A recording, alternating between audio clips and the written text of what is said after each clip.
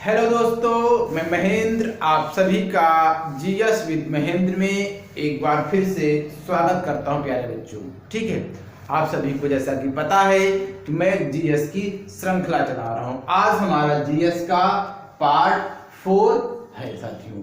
आप सभी को बता दूं कि आप सभी अगर वनडे एग्जाम्स की किसी भी वनडे एग्जाम्स की तैयारी कर रहे हैं तो ये जो फैक्ट्स मैं पढ़ा रहा हूं आपको 100% बहुत ही लाभदायक सिद्ध होंगे, बेनिफिशियल होंगे बच्चों। ठीक है, तो आप लोग जो है इसको जो है रेगुलर देखा करिएगा और अपने दोस्तों को भी शेयर करिएगा। आप सभी से मैं एक चीज कहना चाहूंगा कि प्लीज आप लोग जो है मेरे चैनल को सब्सक्राइब करिए और शेयर करिएगा, जिससे मैं लगातार मुझे थोड़ा मोटिवेशन मिलेगा, जिससे मैं लगातार आप सभी लोगों को अच्छे वीडियो दे सकूं साथियों। ठीक है, तब कि सब्सक्रिप्शन और लाइक करना सच में मुझे भी लगता है कि जब नहीं सब्सक्रिप्शन बढ़ते हैं तो बहुत ही मतलब मन में जो है क्या आती है, निराशा आती है। तो ठीक है, तो इसलिए मेरी रिक्वेस्ट है कि आप लोग प्लीज सब्सक्राइब करिएगा और शेयर करिएगा। तो ज्यादा बात न करते हुए शुरुआत करते हैं अपनी धमाकेदार जीएस की इस क्लास को। ठीक है, यहाँ से ये चीज बता दूं, अगर किसी बच्चे ने इसको देखा और लाइक नहीं किया तो उसको बहुत बड़ा पाप लगेगा। ठीक है, तो चलिए शुरुआत करते हैं। पहला है चीनी लेखक। ठीक है, चीनी लेखक में कौन सा लेखक भारत आया था? जैसे पहला है फाहियान, जो कि चंद्रगुप्त द्वितीय के दरबार में आया था। चंद्रगुप्त द्वितीय गुप्त वंश का बहुत ही पराक्रमी राजा था। इसे चंद्रगुप्त विक्रमादित्य भी कहा जाता है प्यारे बच्चों। ठीक है, इसने मध्य प्रदेश की चंद्रगुप्त जो था विक्रमादित्य था वो कहाँ पे शासन करता था? मध्य प्रदेश में उसकी राजधानी थी साथियों। ठीक है, तो मध्य प्रदेश के समाज व संस्कृति का इसने वर्णन किया था फाहियान ने, और मध्य प्रदेश की जनता को सुखी व समृद्ध बताया है प्यारे बच्चों। ठीक है, 14 वर्षों तक भारत में रहा था, उसके बाद ये चीन लौट गया। फिर अगला इंपॉर्टेंट आता है हमारा ह्वेनसांग, चीनी यात्री था जो कि हर्षवर्धन के शासनकाल में आया था। अब आपको बता दूं सबसे ज्यादा बच्चों में क्या कंफ्यूजन होता है कि कौन किसके समय में आया था। तो देखो, फाहियान चंद्रगुप्त द्वितीय के समय में, चंद्रगुप्त विक्रमादित्य के समय में आया था। देखो मैं अब यहाँ पे एक ट्रिक है, हा से हर्षवर्धन, हा से ह्वेनसांग। तो इसको अगर याद कर लिया तो ये अपने आप याद हो जाएगा। ठीक ठीक, 3 तो बहुत पूछे जाते हैं, जैसे मेगास्थनीज किसके दरबार में आया था? चंद्रगुप्त मौर्य के। फाहियान चंद्रगुप्त द्वितीय, चंद्रगुप्त विक्रमादित्य के। ह्वेनसांग हर्षवर्धन के साथ ही। ठीक है, बहुत पूछे जाते हैं तीनों। ठीक है, हर्षवर्धन के शासनकाल में हा से हर्षवर्धन, हा से ह्वेनसांग। एक 629 में जो है चीन से भारत के लिए प्रस्थान किया था, और लगभग 1 वर्ष के बाद जो बच्चों मेरे प्यारे बच्चों ये भारत पहुंच गया था। और सबसे पहले भारतीय राज्य कहाँ पहुंचा था? कपिसा पहुंचा था, और 15 वर्षों तक भारत में रहकर बौद्ध ग्रंथों का अध्ययन किया। उसके बाद 645 में कहाँ चला गया? चीन लौट गया। इसे यात्रियों का राजकुमार, नीति का पंडित और शाक्यमुनि जैसी उपाधियां दी गई हैं। यही प्रश्न पूछा जाता है, यात्रियों का राजकुमार किसे कहा जाता है? नीति का पंडित किसे कहा जाता है? शाक्यमुनि किसे कहा जाता है? ठीक है, इस तरह से इसका यात्रा वृत्तांत सीयूकी ग्रंथ में लिखा गया है, जिसमें 138 देशों का उल्लेख है प्यारे बच्चों। ठीक है, ह्वेनसांग ने बुद्ध की प्रतिमा के साथ साथ शिव और भगवान शिव की भी, सूर्य और भगवान शिव की प्रतिमाओं का भी पूजन किया था।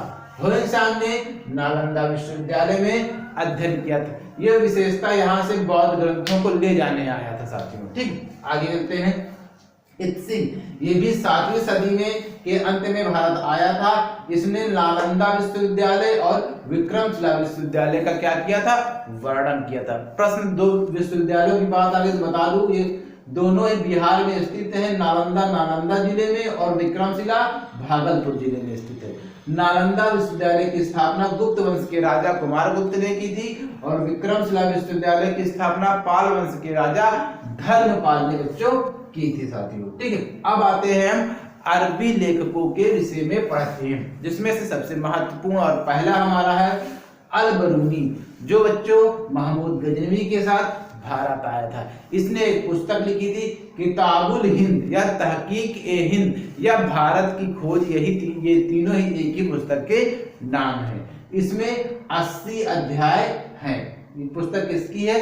अल-बरूनी की है। फिर है इब्न बतूता, जो 1333 में दिल्ली पहुंचा था। उस समय हमारे दिल्ली यानी पूरे भारत का जो शासक था वो था मोहम्मद बिन तुगलक, जो कि तुगलक वंश का राजा था। ठीक है, इसे मोहम्मद बिन तुगलक को पागल व रक्त पिपासु शासक भी इतिहास में कहा जाता है। अब क्यों कहा जाता है वो हम जब इसके विषय में, तुगलक वंश के विषय में पढ़ेंगे तो वो जानकारी आपको प्यारे बच्चों मिल जाएगी। ठीक है, तो इसकी विद्वता से प्रभावित होकर, इब्न बतूता की विद्वता से प्रभावित होकर मोहम्मद बिन तुगलक ने इसे दिल्ली का काजी या न्यायाधीश नियुक्त किया। किसे?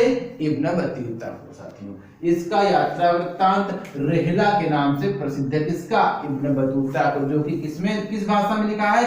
अरबी भाषा में प्यारे बच्चों लिखा हुआ है। ठीक है, अब अन्य लेखकों में आता है तारानाथ, जो कि एक तिब्बती लेखक था। इसने कंग्युर तथा तंगुर नामक ग्रंथों की रचना की थी प्यारे बच्चों। ठीक है, अगला आता है, बहुत इंपॉर्टेंट है, मार्को पोलो। आपने सभी ने मर्चेंट ऑफ वेनिस एक स्टोरी है या पुस्तक भी आती है, उसके विषय में पढ़ा होगा। यूपी बोर्ड में इसकी स्टोरी खासकर है।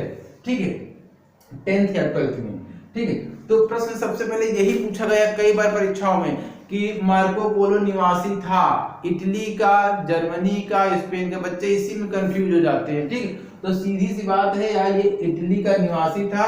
वेनिस शहर है इटली का, वहां का ये निवासी था। पूरे अपने दिमाग खोल के अपने दिमाग में इस चीज को डाल लीजिए कि इटली का निवासी था। ठीक है, 13वीं सदी के अंत में दक्षिण भारत में एक वंश था पांड्य वंश या पांड्य देश के लिए यात्रा पर ये आया था। ठीक, और इसने अपने यात्रा वृत्तांत में पांड्य राजकुमारी रुद्रमा देवी का उल्लेख भी इसने किया। किसने? मार्को पोलो ने। मार्को पोलो को मध्यकालीन यात्रियों का राजकुमार कहा जाता है। क्या कहा जाता है? राजकुमार। वेरी इंपॉर्टेंट फैक्ट है, ये कभी भी किसी भी परीक्षा में आपको देखने को मिल सकता है। मध्यकालीन यात्रियों का राजकुमार किसको कहा जाता है? मार्को पोलो को। साथियों, मेरे प्यारे बच्चों, आज का हमारा पाठ यहीं पे समाप्त होता है और मैं आशा करता हूं आप सभी लोगों को बहुत ही अच्छा लगा होगा। हर एक फैक्ट में बता दूं, आप लोगों को बहुत ही मेहनत से मैं बुक से पढ़कर, गूगल से सर्च कर मैं यहाँ पर लिखता हूँ ताकि आप लोगों का ज्यादा से ज्यादा फायदा हो सके। साथियों, तो आज का हमारा टॉपिक यहीं पे समाप्त होता है।